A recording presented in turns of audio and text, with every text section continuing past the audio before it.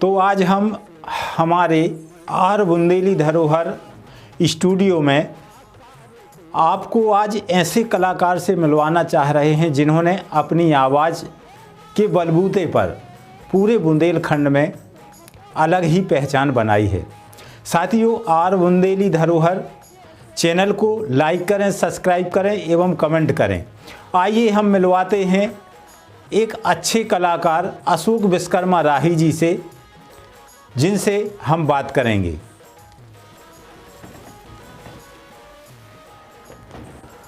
बहुत बहुत धन्यवाद भाई साहब। अशोक जी, आपका आर बुंदेली धरोहर स्टूडियो में बहुत बहुत स्वागत है। बहुत बहुत धन्यवाद भाई साहब और सभी हमारे श्रोता बंधु, बुंदेलखंड के समस्त जनता जनार्दन सभी को अशोक विश्वकर्मा राही मालथौन की तरफ से जय राम जी, जय सिया राम पहुँचे। अशोक जी, संगीत में आपने कैसे कदम रखा? संगीत में भाई साहब बचपन में मैं स्कूल में पढ़ते हैं बच्चे, बिल्कुल, तो वहाँ से मेरी शुरुआत हुई। 15 अगस्त 26 जनवरी में गाते हैं बच्चे, उसी प्रकार मैंने भी गाया। तो हमारे शिक्षक बहुत माने अच्छा कहा कि मतलब शुरुआत आपकी स्कूल से हुई? हाँ। उसी प्रकार फिर मुझे लगन लगी तो मैंने फिर सीखना चालू किया और मुझे एक शौक़ और था लिखने का। अच्छा अच्छा। शुरू से ही जब मैं पढ़ता था तभी से मैं लिखने का प्रयास भी करता था। तो इसी प्रकार संगीत हम जानते नहीं थे बजाना, ना हारमोनियम ना ढोलक ना कुछ भी, केवल गाने का शौक़ था। इसी प्रकार मैंने, हमारे छोटे मामा जी थे श्री राम सेवक विश्वकर्मा जी, हमारे मालथौन क्षेत्र और खुराई क्षेत्र में उनसे अच्छा कलाकार बुंदेली में कोई नहीं था। तो वो बोले कि अशोक, जब तुम सीख रहे हो तो अपनी हारमोनिया है उससे सीखो। तो फिर हमने उससे ट्राई किया और सीखना चालू किया। तो जानते हो आप किस जल्दी थोड़ी सीख जाते हैं, अपने सुर नाय के माय बटन दबात रहे जैसे ही सुरों को ज्ञान होता रहो। उसी प्रकार हमने 2 गीत फिर हारमोनिया से सीखे, अधूरे मधूरे जैसे भी निकलते थे, लेकिन थोड़ा सा ज्ञान बढ़ा। और फिर इसके बाद हमारे मामा जी शांत हो गए। जब शांत हो गए तो फिर कोई नहीं बचा, फिर वही काम सीखने का चालू किया। तो इसमें आपके गुरु कौन रहे? गुरु भाई साहब, फिर जब हमारे मामा जी ख़त्म हो गए तो उसके बाद नवदुर्गा में अपने थाने में मालथौन में चंद्रभूषण पाठक जी, हमारे जो बुंदेलखंड के बहुत अच्छे कलाकार हैं। हाँ, काफ़ी नाम है उनका। आज वर्तमान में भागवत कर रहे हैं। उनसे अच्छा हमारे बिरदा क्षेत्र, ललितपुर क्षेत्र में कोई कलाकार नहीं है। तो मैं कार्यक्रम में उनके पास पहुंचा, उनके चरण छुए और उनसे फिर मैंने बात की। एक बात और बता दूं भाई साहब कि मैं मालथौन का जब बचपन में 4-5 साल का था जब आ गया था, तो मैं भी बिरदा क्षेत्र का हूँ। अच्छा अच्छा। हाँ। उत्तर प्रदेश से आते हैं। हाँ, बाकी काफ़ी लंबे समय से मालथौन में निवास हो रहा है। 47-48 साल का हूँ मैं। जब मैंने पंडित श्री को बताया कि पंडित जी मैं आपके बिरदा क्षेत्र नीमखेड़े का हूँ, तो उन्होंने आशीर्वाद दिया और तभी से मैंने उनके लिए अपना गुरु मान लिया। सही बात है। तो आप यह बताएं कि कितने आपने अभी तक प्रोग्राम दिए होंगे? क्या स्थिति रही है कि आपको इतनी मेहनत करनी पड़ी है कि मालथुन क्षेत्र की बात कहें तो पूरे बुंदेलखंड में बहुत पिछड़ा हुआ है। यहाँ कोई भी कलाकार को अच्छा मंच नहीं मिला जिससे उनको अपनी कला का प्रदर्शन नहीं कर पाए वो, और गांव तक ही सीमित रह गए। आपने ऐसी क्या किया कि जो इतना नाम कमा लिया बुंदेलखंड में, बताएं। भाई साहब, ये बात तो बिल्कुल आपने सत्य कही है। हमारा खोरई क्षेत्र, मालथुन क्षेत्र, बांदरी क्षेत्र, इनमें बहुत सारे कलाकार हैं, ऐसी बात नहीं है। और अपना सागर जिला पड़ता है, जबकि आप भी जानते हैं कि सागर जिला में पहले बहुत अच्छे कलाकार थे। हमारे बुंदेलखंड में अगर माना जाए तो बुंदेलखंड में सागर का नाम बहुत ऊंचा था। हाँ बिल्कुल। हाँ, हमारे जैसे हरगोविंद बिस्व, बिल्कुल है, विष्णु पटेलिया जी, रामचरण यादव जी, ये बहुत मजे हुए कलाकार, और इन्होंने ऐसे गीतों की प्रस्तुतियां दी कि काफ़ी हिट रहे। वो समय पे लोग रेडियो सुनते थे, यूट्यूब आज आ गया, तो आज लोग यूट्यूब को इस्तेमाल, लेकिन रेडियो पे बैठकर मतलब देखते थे, सुनते थे रेडियो को सामने रखकर। हाँ, उस समय की बात है ये, उस समय की बात है। बिल्कुल। लेकिन आज उसी क्षेत्र में इतने पिछड़ गए, इस लोगों का सपोर्ट नहीं मिल रहा है अब, है। और हमारे बहुत से कलाकार हैं जो पिछड़े हैं, हाईलाइट नहीं हुए, उनकी भावनाओं गाँव ही में ही रह गई। आजकल यूट्यूब और फेसबुक, काफ़ी नेट का ज़माना है, ठीक है। तो अपने क्षेत्र में स्टूडियो वगैरह नहीं है, बिल्कुल, ठीक है, जिस कारण वो अपने दबे हैं।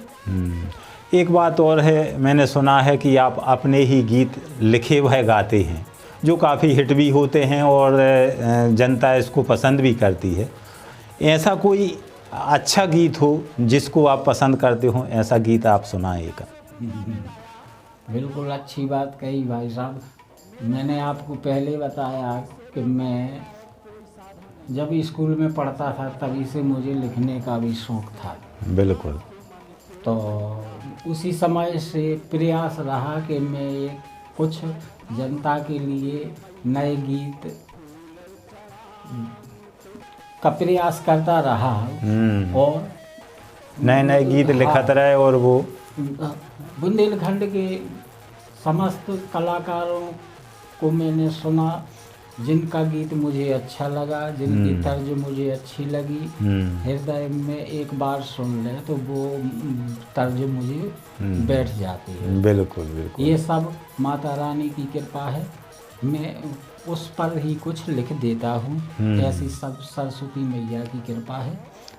सुनाएं, गीत सुनाएं आप एक अच्छा सा गीत जो काफ़ी। जैसे मैंने एक कन्हैया के सब पर गीत गाया था, वो भी मुझे अच्छा लगा था। और शादी गीत है, विवाह गीत है,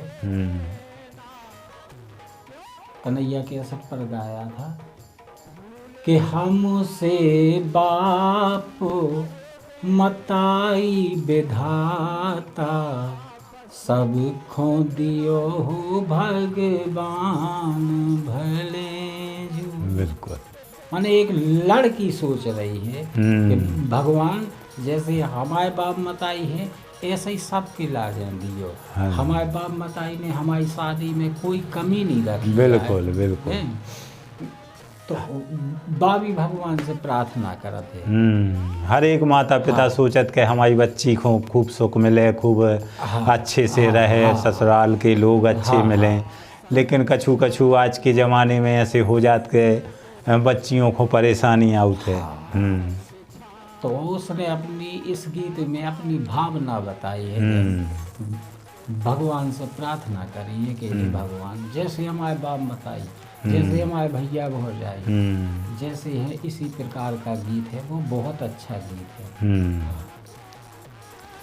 तो और बुंदेली धरोहर स्टूडियो के बारे में आप क्या कहना चाहते हैं? तो भाई साहब, हम स्टूडियो के बारे में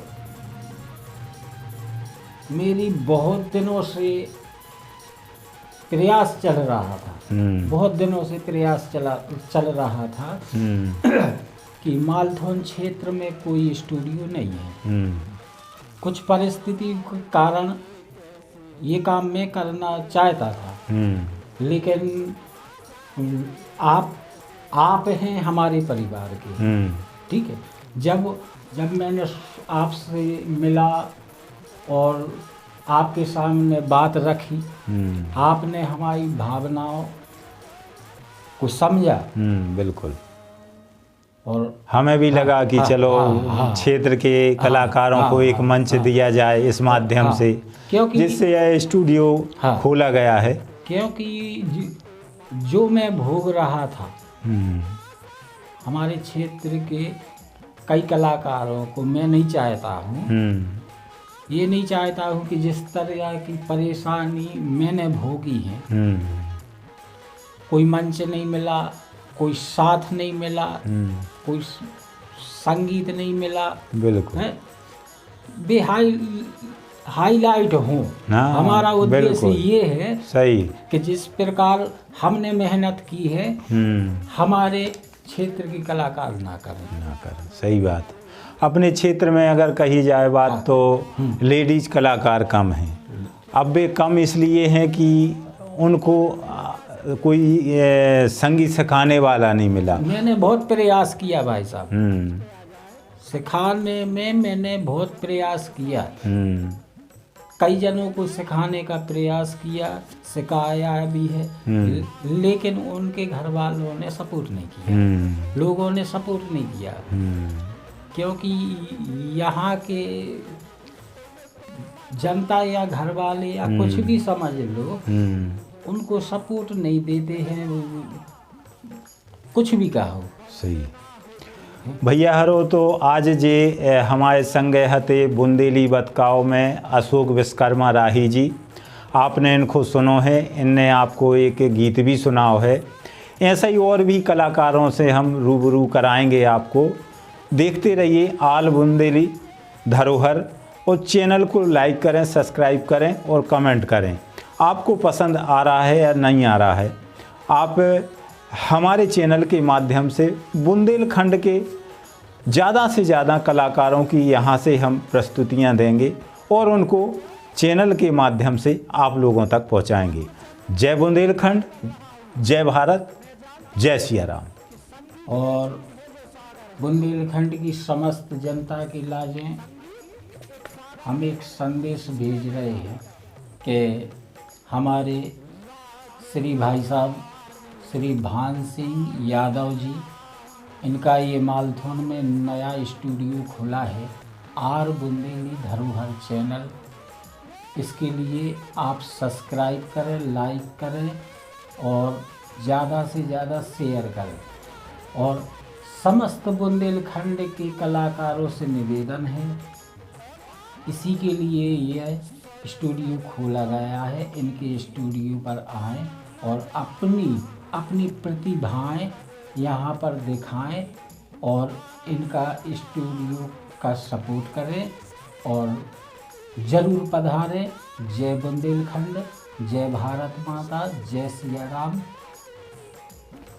बहुत बहुत धन्यवाद अशोक भैया आपको। बिल्कुल। जय जय सिया राम।